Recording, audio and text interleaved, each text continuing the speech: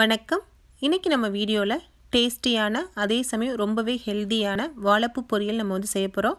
இதை எப்படி பண்ணலாம்ங்கறத வாங்க வீடியோக்குள்ள போய் பார்க்கலாம்.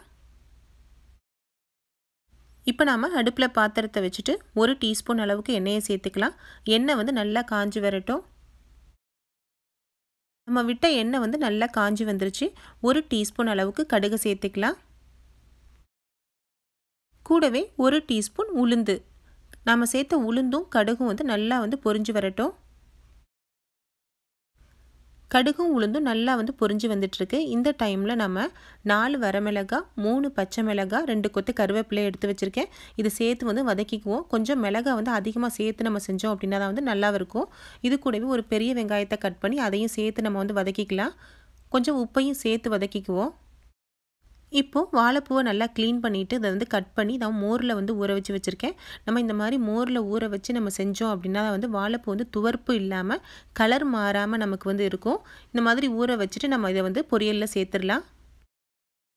இப்போ வெங்காயம் ஓரளவுக்கு வதங்கி வந்துருச்சு. நம்ம மோரில் ஊற வச்ச வாழைப்பூவை நல்லா பிழிஞ்சு எடுத்துட்டு இதை நம்ம வெங்காயத்தை கூட சேர்த்து நல்லா கலந்துக்கலாம்.